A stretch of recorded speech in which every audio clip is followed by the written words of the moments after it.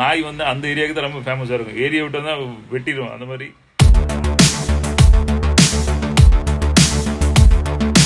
So கட்டு அழிஞ்சு போச்சு, சம்பிரதாயம் அழிஞ்சு போச்சு, கல்ச்சர் அழிஞ்சு போச்சு. நான் ஊரு என் கெத்து அந்த கதை அழிஞ்சு போச்சு. இப்போ வந்து நமக்கு நிறைய வாய்ப்பு இருக்கு அப்படிங்கிறதுக்காக அந்த வீடியோ பண்ணிட்டு இருக்கேன்.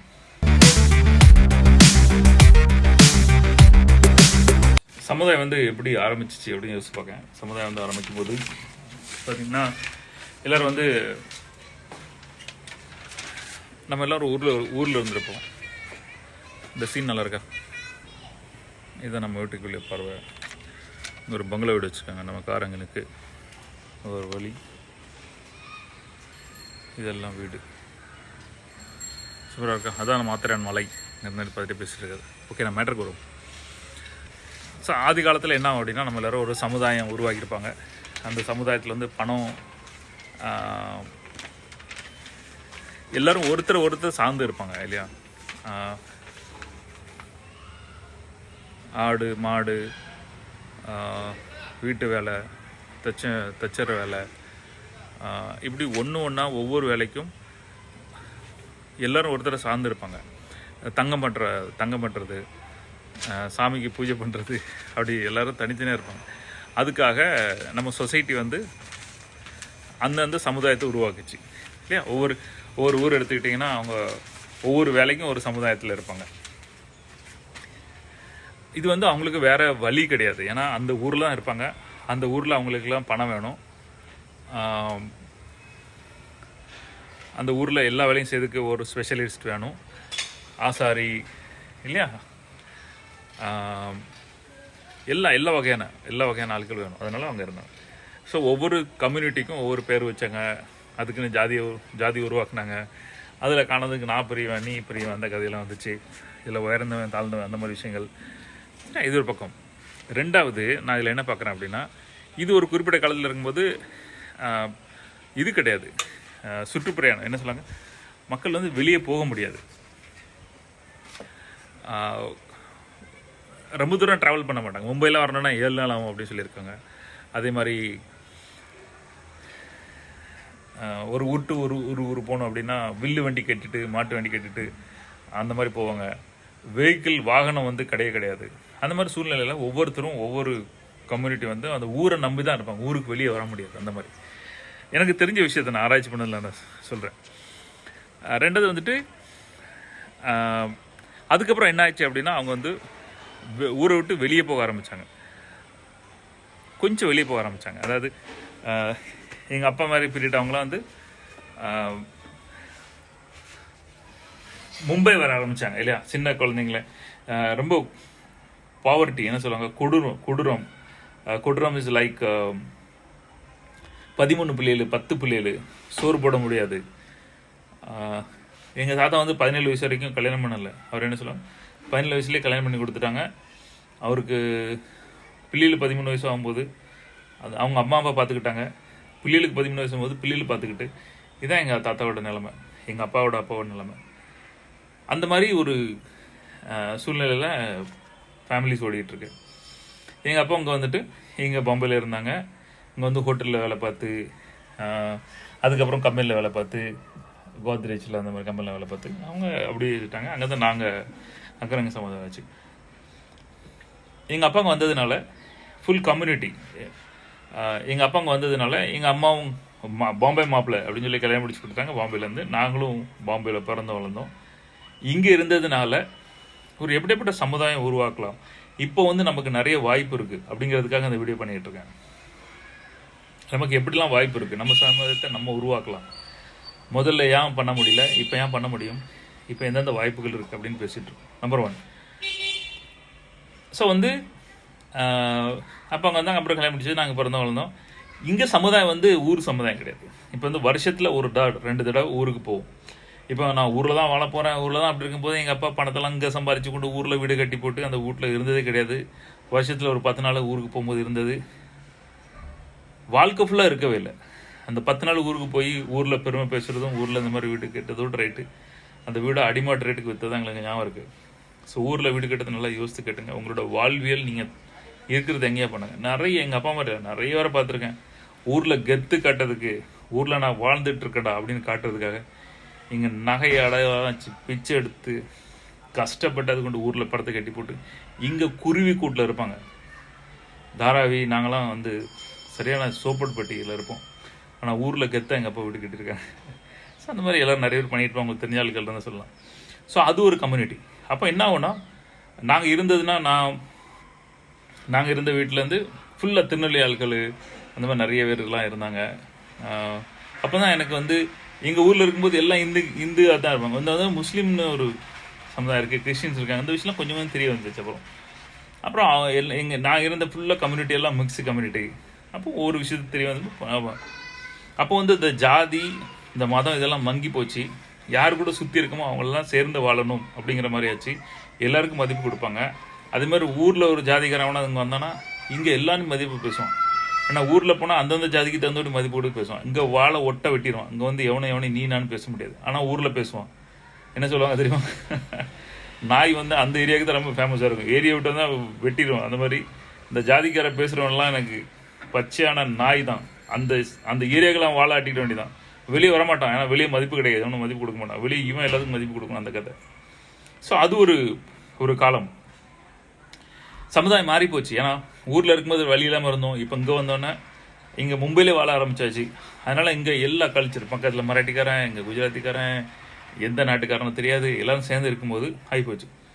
ரெண்டாவது, நம்ம சாஸ்திரம், சம்பிரதாயம், கட்டு, இந்த விஷயங்கள் எல்லாமே கொலாப்ஸ் ஆகிடுச்சிங்க. இப்போ இங்கே வந்து பொங்கல்னா ஒரு பயிலுக்கு தெரியாது. பொங்கலுக்கு லீவு கூட விட மாட்டானோ, ஒரு நாள் கூட லீவு கிடையாது பொங்கலுக்கு. தீபாவளிக்கு 5 நாள் லீவு, மற்ற எல்லாத்துக்கும் லீவ் விடுவாங்க. ஏன்னா இங்கே உள்ள சமுதாயத்தில் அங்கே இருப்போம். அப்போ நாங்கள் வீட்டுக்குள்ளே ஒரு நாள் லீவு போட்டுக்கிட்டு 2 கரும்பு வாங்கி வெட்டிக்கிட்டு பொங்கல் வச்சுட்டு கொண்டாடிடுவோம். வேற எதுவும் தெரியாது. ஆனால் ஊரில் பாருங்கள், பொங்கலுக்கு 5 நாள் லீவு, பொங்கல் வரனால ஒரு ஏற்பாடு, அந்த மாதிரி. இங்கே அந்த மாதிரி பண்ண முடியாது. கட்டு, ஒருத்தர் இறந்தப்போ என்னென்னலாம் கட்டு செய்யணும் அப்படின்னு ஊரில் என்ன பேச்சு பேசணும், அங்கே ஒன்றுமே பேச முடியாது. கொண்டு வந்து பேருக்கு தண்ணியை சுற்றி எடுத்துகிட்டு இதில் கொண்டு போய் சேர்த்துட்டானோ, ஒரு பய கட்டு பேச முடியாது. ஆனால் அங்கே எவனுக்கும் தெரியாது. அப்படியே எவனாவது 1-2 பேர் இருந்தாலும் அவன் சொல்லுவான், அவ்வளோதான்.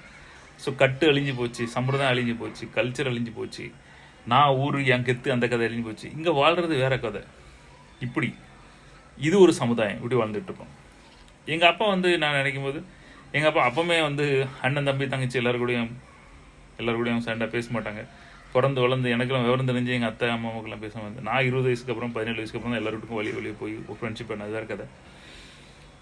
ஆனால் எங்கள் அப்பா எப்படி ஒரு சமுதாயம் வச்சுக்கிட்டாங்க, எங்கள் குடும்பத்தில் எப்படி இருந்துச்சு அப்படின்னா, ஊருக்கு போகிறதான பக்கம் எங்கள் அப்பா எல்லாருக்கூடயும் பழகுவாங்க. யார் நல்லா பழகுதாங்களோ, யார் நல்ல ஃப்ரெண்ட்ஷிப்போ, வேலை பார்க்குற இடத்துலையும் சரி, இங்கே அவங்க கூட வச்சுக்கிட்டாங்க.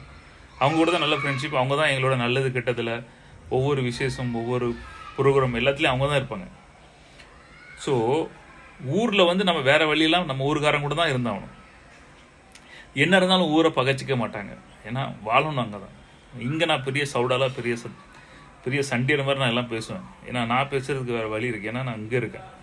எனக்கு ஊருக்கும் எந்த சம்மந்தம் கிடையாது. நான் எவனை நம்பி வாழ வேண்டிய தேவை கிடையாது. அங்கே ஊரில் சுத்த அவங்கள நம்பி தான் வாழ்வாங்க. நிறைய ஊர் விட்டு காலி பண்ணதுக்கான ஊருக்கு செய்ய வேண்டிய கட்டுகள் அதெல்லாம் செய்ய முடியாத காரணத்துக்கிட்ட ஊர் விட்டு காலி பண்ணி போயிருக்காங்க. ரொம்ப குற்றமான ஒரு விஷயம் அந்த ஊரில். இங்கே எவனும் கேட்க முடியாது. எல்லாமே நம்ம தான் வாழ்க்கை, நம்ம தான் சமுதாயம், நம்ம தான் பண்ணுவோம். அந்த மாதிரி இந்த கட்டு கம்ப்ளீட் அழிஞ்சு போச்சு. இப்படி ஒரு சமுதாயத்தை உருவாக்குனாங்க. கான்சியஸாக இல்லை, தெரியாமல். நம்மகிட்ட யாரெல்லாம் நல்லா பேசுவாங்களோ அவங்களாம் சமுதாயம். இப்போ நீங்களாம் மதுரையில் தங்கச்சியோட ஒரு விசேஷம் நடக்க போது ஃபுல்லாக இந்திக்காரங்க 20 ஃபேமிலி வந்திருக்காங்க. இவங்களாம் உருவாக்குன ஒரு சமுதாயம். அந்த மாதிரி ஓகே, இது ஒரு வகையான சமுதாயம். நம்ம நெட் மார்க்கெட்டிங் வருவோம். நெட் மார்க்கெட்டிங்கில் இப்படி ஒரு அழகான சமுதாயம் உருவாக்க முடியும். நான் ஏன் சொல்கிறேன் அப்படின்னா, நீங்கள் எவ்வளோ வாட்ஸ்அப் குரூப்பில் இருக்கீங்க, மற்ற குரூப்லலாம் கண்ட குப்பையை பேசுவானுவேன், மண் மாதிரி இருப்பானுவேன். காலிலேருந்து வேலைக்கு போய்ட்டு வந்து சொத்து நொந்து போய் பாராட்டணும், என்கேஜ் பண்ணணும், முன்னேறணும், நெக்ஸ்ட் லெவல் போகணும், அது மாதிரி இருக்காது. அவன் ப்ரெஷரில் வெளியில் இருப்பானோ. ஒரு சமுதாய அக்கறை நெட் மார்க்கெட்டிங் தவிர வேறு எந்த இண்டஸ்ட்ரியும் சொல்லுங்கள். அவனும் சம்பாரிச்சு கூட இருக்கணும், பக்கத்து விட்டு சம்பாதிக்கணும், இவன் சம்பாதிக்கணும், கூட இருக்கும் சம்பாதிக்கணும். எந்த இண்டஸ்ட்ரி சொல்லுங்கள். அவன் வேலைக்கு போய்ட்டு வருவான், அவன் சம்பளம் எடுப்பான், அவன் பிள்ளையை காப்பாற்றுவான், அவன் பொண்டாட்டியை காப்பாற்றுவான், அவன் ஜாலியாக சுற்ற போவான். இதை தவிர வேறு என்ன பண்ணுவான் சொல்லுங்கள். நெட் மார்க்கெட்டிங்கில் மட்டும்தான் அவன் மற்றவங்களையும் ஜாயின் பண்ணி வச்சு அவனையும் சம்பாதிச்சு இவனு இந்த மாதிரி ஒரு அழகான சமுதாயம் உருவாக்க முடியும். அந்த சமுதாயத்தை ஏன் நம்ம கான்சியஸாக உருவாக்கக்கூடாது? கான்சியஸான ஒரு கல்ச்சர், ஒரு நல்ல சம்பிரதாயம், நல்ல ஆளுக்களை நீங்கள் எடுக்கும்போது எவன் துட்டு கொடுப்பான்னு எடுக்காதீங்க. நம்ம சமுதாயத்துக்கு எவன் கரெக்டாக வருவான், நம்மளோட கம்யூனிட்டிக்கு இந்த மாதிரி ஒரு குரூப்பில் எவன் ரொம்ப இன்ட்ரெஸ்டிங்காக இருப்பான், எவன் கரெக்டாக இருப்பான், உண்மையாக இருப்பான், நேர்மையாக இருப்பான், திறமையானவன், இப்படி பார்த்து எடுக்கலாமே. எனக்கு எம்எம்ஜி கம்யூனிட்டி தான் ஞாபகம் வருது. எம்எம்ஜியில் எல்லாரும் ஒருத்தர் பாசிட்டிவாக ஒரு கல்ச்சர். இப்போ வந்து ரோஸ்க்கு வந்து நான் சின்ன குழந்தையில அவளுக்கு பைக் ஓட்டி, இப்போ 2-3 வருஷம் பைக் ஓட்டிட்டு இருக்கேன், லைசன்ஸ் கூட கிடையாது. ஆனால் ஓட்டுவா, அவளால் போவா. பிடிச்சானா அப்பனும் கொடுத்து உழுதி போட சொல்லி அப்படின்னு இருக்கு. இன்னும் பிடிக்கல, நான் இப்போ உள்ளே போனேன்னு தெரியாது. இது எங்கள் கல்ச்சர். எல்லாரும் பாசிட்டிவாக தான் செல்வது. எல்லாரும் ஒன்று, ஆண் பெண் கிடையாது. ஜாதி பற்றி பேசக்கூடாதுங்க, மதத்தை பற்றி பேசக்கூடாது. ஒவ்வொருத்தரும் மனுஷங்க, ஒவ்வொருத்தருக்கும் மரியாதை கொடுக்கணும். ஆண் பெண் பேதம் கிடையாது. பணக்காரன் ஏழை இது கிடையாது. எவன் ரொம்ப துட்டு வச்சிருக்கான் அவனுக்கு போய் மரியாதை கிடையாது. இவன் பெரிய ட்ரெயினர், இவர் பெரிய பாப்புலர், ஒரு இதுவும் கிடையாது. எல்லாரும் ஒன்று தான். பாத்திரங்கள்லாம், வீடு தொழிலாம், எல்லா காரையும் எல்லாரும் இன்வால்வ் பண்ணணும். யாருக்கு எந்த மரியாதை கிடையாது. இது எங்கள் கல்ச்சர் எம்எம்ஜியில் உருவாக்கியிருக்கு. அந்த மாதிரி இந்த கல்ச்சர் ரொம்ப அழகான கல்ச்சர். இந்த கல்ச்சர் எவ்வளோ வாழ பிடிச்சிருக்கு அப்படின்னா, இந்த கல்ச்சரில் வந்ததுக்கப்புறம் ஃபேமிலி பிடிக்க மாட்டேங்குது. ஏன்னா அவங்க அதே பழைய பண்ட காலத்தில் உட்காந்து ஒரே அருமை எடுத்துக்கிட்டு செஞ்சு பொறாம இது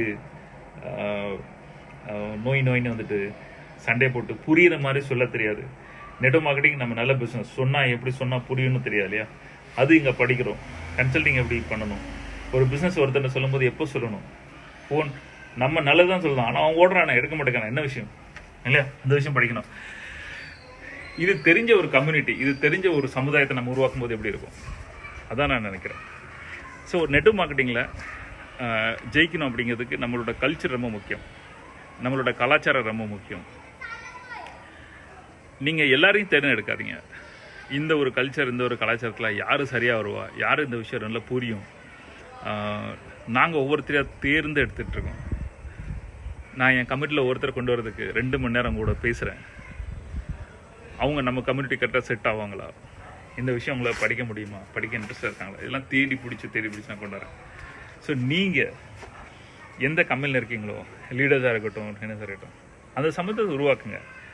அப்படி ஒரு சமுதாயத்தை எப்படி உருவாக்கலாம், எப்படி கம்யூனிகேஷன் வைக்கலாம், எப்படி பேசலாம், அது சம்மந்தப்பட்ட ட்ரைனிங்ஸ் எல்லாம் எடுங்க, அதை படிங்க. கல்ச்சர் வந்து எல்லோரும் ஒழுங்காக இருக்கணும் என்ன இப்படி அப்படி சொன்னோன்னு உருவாகாது. சின்ன சின்ன விஷயங்கள், எப்படி நடந்துக்கணும், எப்படி பேசணும். மனுஷனுக்கு 1000 எரிச்சல், 1000 இரிட்டேஷன்ஸ், 1000 டென்ஷன் இருக்கும். சாதிக்கணும்னு இருக்கும், தான் பேர், தான் சொத்து, எனக்குன்னு கடன், என் பிரச்சனை இருக்கும். அதையும் தாண்டி எப்படி பண்ணுறது, என்ன செய்கிறது அப்படிங்கிறத படிங்க. எம்எம்ஜி இதெல்லாம் சொல்லிக் கொடுக்கு. நீங்கள் கரெக்டான ஃபிட், கரெக்டானது இருந்ததுன்னா கண்டிப்பாக கால் புக் பண்ணுங்கள், நான் உங்கள் கூட பேசுகிறேன். நம்ம தெரியாமல் ஒரு கம்யூனிட்டி உருவாக்குறோம், ஏன் தெரிஞ்சு உருவாக்கக்கூடாது இல்லையா? தெரிஞ்சு நாங்கள் உருவாக்கிட்டு இருக்கோம். தெரிஞ்சு ஒரு சமுதாயம் நம்ம நெட்வொர்க் மார்க்கெட்டிங்கில் உருவாக்க முடியும். அப்படிங்கும்போது இதை வெறும் பொருள் பண்ணதுக்கும், எவ்வளோ பேர் பிடிச்ச, எவ்வளோ சம்பாதிச்சா, எவ்வளோ செக் வாங்கினா, எவ்வளோ ஸ்டேட்டஸ் வச்சா, எந்த கார் வாங்கினா, எந்த போஸ்ட் பண்ண வேண்டாம். எப்படி ஒரு சமுதாயத்தை உருவாக்கணும், எப்படி ஒரு நண்பர்களை உருவாக்கணும், அந்த மாதிரி விஷயம் பேசலாமே. இதை பற்றி நீங்கள் என்ன நினைக்கிறீங்க, கமெண்ட் பண்ணலாமா?